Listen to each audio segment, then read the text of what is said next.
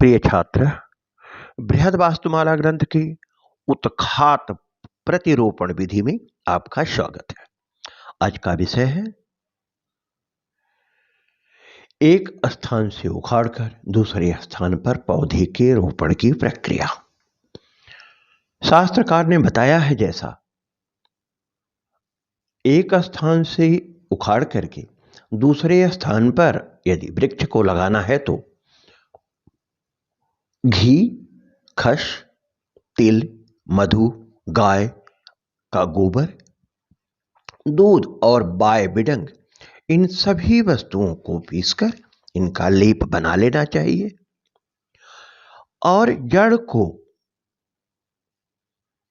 से वृक्ष को उखाड़ करके शाखा प्रति शाखा पर्यंत इस लेप का उस पर लेपन करना चाहिए और उसके उपरांत दूसरे स्थान पर वृक्ष को आरोपित करना चाहिए, लगाना चाहिए।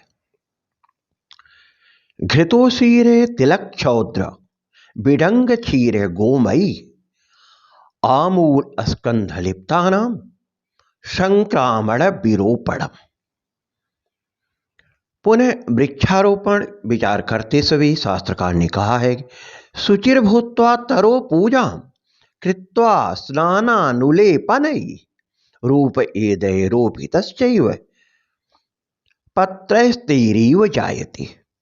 स्वयं स्नान आदि कृत्य के द्वारा पवित्र होकर वृक्ष का स्नान, गंध, अक्षत आदि से पूजन करके वृक्षारोपण करना चाहिए। ऐसा करने से वृक्ष के उखाड़ने से पहले उस पे जो पेड़, उनके वृक्षों पर जो पत्र होते हैं वे रोपण के उपरांत भी नहीं सूखते। रोपित वृक्ष का सेचन कैसे किया जाए, इसकी चर्चा करते हुए शास्त्रकार ने कहा है, सायं प्रातश्च धर्मऋतौ शीतकाले दिनांतरे वर्षासु च भुवः शोषै सेक्तव्यारोपिता द्रुमा। एक स्थान से उखाड़कर दूसरे स्थान पर वृक्षों को ग्रीष्म ऋतु में प्रातः सायं दोनों समय तथा शीतकाल में दिन के मध्य में और वर्षा ऋतु में भूमि के सूखने पर अर्थात अथवा जब वर्षा ना हो तब उसका सिंचन करना चाहिए। इसी तरह से आनुपदेशज वृक्ष का सिंचन प्रकार बताते हुए शास्त्रकार ने बताया है, जामुन, बेत, बानीर, कदम, गूलर, अर्जुन, बिजौरा नींबू, मुनक्का, बड़हर, अनार, बेत, तिनिस, करंजुआ, तिलक, कटहल, तिमिर, आम्रा तक, जिसको आंवला भी कहते हैं, यह 16 अनुपदेश के वृक्ष कहे जाते हैं। इनको अधिक सिंचन करने की आवश्यकता नहीं होती। जम्बु बेत सवानीर कदम्बो उदुम्बुरार्जुना बीज पूरक मृदी काल कुलाश्च सदा डिमा बंजुलो नक्तमालश्च तिलकः पनसस्तथा तिमिरो म्रातकश्चेति षोडशानुपूजा अस्मृता। वृक्षारोपणे मध्यांतर विचार पर भी शास्त्रकार की दृष्टि गई है। वहां पर शास्त्रकार ने एक वृक्ष से दूसरे वृक्ष की दूरी कितनी होनी चाहिए इसकी चर्चा की है। शास्त्रकार ने कहा है, उत्तमम विंशतिर्हस्ता मध्यमम षोडशांतरम अस्थानात् अस्थानांतरम कार्यम वृक्षाणाम द्वादशावरम। एक वृक्ष से दूसरे वृक्ष के बीच में 20 हाथ की दूरी रखना आवश्यक है, परंतु यदि कुछ ज्यादा वृक्षों का रोपण करना हो तो 16 हाथ की दूरी भी रखी जा सकती है, यह मध्यम कही गई है, और 12 हाथ की दूरी को अधम कहा गया है। यह प्रमाण बड़े वृक्षों के रोपण के लिए व्यवहार में लाया जाता है। इसका फल क्या होगा? अभ्यासात जातास्तरव स्पृशन्तः परस्परम मिश्रैर्मूलैश्च न फलम सम्यक गच्छन्ति पीड़िता।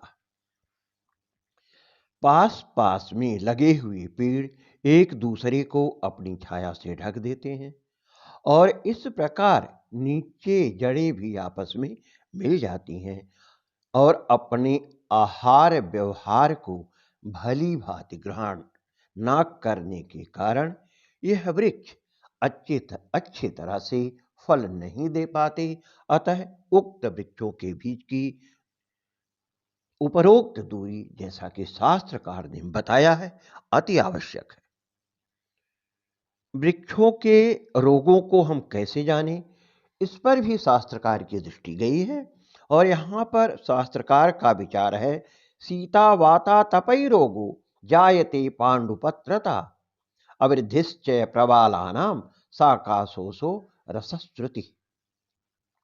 सर्दी, वायु, धूप अर्थात लू लगना, ये प्रभाव वृक्षों में अनेक प्रकार के रोग पैदा कर देते हैं, जिसके कारण वृक्ष पीले पड़ जाते हैं और उसका परिणाम होता है कि उनका विकास ठीक से नहीं हो पाता, उनकी शाखाएं सूखने लगती हैं और उनसे रसों का स्राव होने लगता है। जब ऐसी दृष्टि दिखाई दे तो हमें उनके रोग की जानकारी मिल जाती है। वृक्षाणाम चिकित्सा प्रकार की चर्चा भी शास्त्रकार ने की है। चिकित्सितः मथैः तेषां शस्त्रेणादौ विशोधनम विडंगघृत पंक्तानाम सेचयेत क्षीरबारिणा। वृक्ष जिस अंग में आहत हो उसको शस्त्र से काटकर बाय विडंग, घी, कीचड़ आदि इन सब को मिलाकर उस स्थान पर लेप करके उसको दूध और जल से सींचना चाहिए। इस तरह से वृक्षों की चिकित्सा हो जाती है। पुनः वृक्ष सेचन विचार है। शास्त्रे वृक्ष सेचनस्यापि नियमः प्रतिपादितः। यदि तेन नियमेन सेचनं क्रियते चेत् वृक्षः शुष्कतां न याति। सायं प्रातः च धर्मऋतौ शीतकाले दिनान्तरे वर्षाश्च भुवः शोषे सेक्तव्यारोपिता द्रुमा। ग्रीष्म ऋतौ वृक्षाः सायं प्रातः एकस्मिन् दिने द्विवारं जलेन सेक्तव्यम्। शीतकाले एक दिनानन्तरम् अर्थात एकस्मिन् दिने एक बारमेव तथा वर्षासु जलावशेषे अर्थात जलाभावे एवं जलम दातव्यम्। अनेक प्रकारेण कालानुसारेण सेचनं कर्तव्यम्। अनुपदेशराज वृक्ष सेचन विधि। केचन वृक्षाः ईदृशाः भवन्ति येषां सेचनस्य आवश्यकता न भवति, यतो हि ते जलबहुल प्रदेशीयाः वृक्षाः सन्ति। तद्यथा जम्बूवेत सवानीरे कदम्बो उदुम्बरार्जुन बीजपूरक मृदिकाल कुचादयः सदाडिमा बंजुलो नक्तमालश्च तिलकः पनसस्तथा तिमिरो ताम्रकश्चेति षोडशानुपूजा स्मृता। जलबहुल प्रदेशे षोडश संख्यकाः वृक्षाः सन्ति येषां सेचनस्य आवश्यकता न भवति। तेषां नामानि इमानि सन्ति: जम्बू, बेतस, बानीस, कदम्ब, उदुम्बर, अर्जुन, बीजपूरक, मृदिका, लकुचा, डिम, वज्जुल, नक्तमाल, तिलक, चंदन, पनस अर्थात कटहल, तिमिर, आम्रतक इत्यादि। सभी वृक्षों को ज्यादा सींचने की आवश्यकता नहीं होती। वृक्षारोपणे मध्यांतर विचार है तत्फलम च। वृक्षाणां मुक्त वर्धनेन तेषां मध्ये मध्यांतरम आवश्यकं भवति तदेवोक्तम्। उत्तमं विंशतिर्हस्ता मध्यमं षोडशान्तरम् अस्थानात् अस्थानान्तरं कार्यं वृक्षाणां द्वादशावरम्। द्वयोः वृक्षयोः कियद् अन्तरम् अपेक्षितमिति अत्र कथ्यते। 20 संख्यक हस्तात्मक अंतर सर्वश्रेष्ठम, 16 संख्यात्मक अंतरम मध्यमम, 12 संख्यात्मक अंतरम अधमम च भवति। वृक्षाणाम फलम वृक्षाणाम अंतरकरणेन ते सम्यक् फलम यच्छन्ति, अतः एतत् आवश्यकं वर्तते। अभ्यास जातास्तरव अस्पृशन्तः परस्परं मिश्रैः मूलैश्च न फलं सम्यक् गच्छन्ति पीडिताः। यदि वृक्षाणां मध्ये यथोचित अंतरं न भवति तदा ते परस्परं स्पर्शः करिष्यन्ति। उभयोः वृक्षयोः शाखा तथा मूलं संस्पर्शेन उत्तमं फलं न भवति, अतः अंतरम् आवश्यकम् अस्ति। वृक्ष चिकित्सा विचारः। वृक्षाः रुग्णाः अपि भवन्ति। यदि शैत्याधिकं भवति, धर्माधिकं भवति वा घर्माधिकं भवति अथवा वातेन नष्टा रुग्णा वा भवन्ति, यदि एतेषां चिकित्सा समयेन न क्रियते तदा एते वृक्षाः समयेन न ददाति तथा फलानां गुणवत्ता न्यूना भवति। वृक्षाणां रोगज्ञान प्रकारः। सर्वप्रथमं वृक्षाणां रोगज्ञानम् अपेक्षितं। तद्यथा शीतवाता तपैरोगो जायते पाण्डुपत्रता अवृद्धिश्च प्रबालानां शाखाशेषो वर्षस्वति। वृक्षाः प्रकृतिकोपात् शैत्याधिके वायुघर्माधिके रोगाः भवन्ति। तेषां पत्राणि पीतवर्णानि भवन्ति। वृक्षेषु किसलयादीनां वृद्धि अवरुद्धः भवति। शाखाः शुष्यन्ति। प्रभावित स्थानात् रसस्रावः भवति। वृक्षाणां चिकित्सा विधि।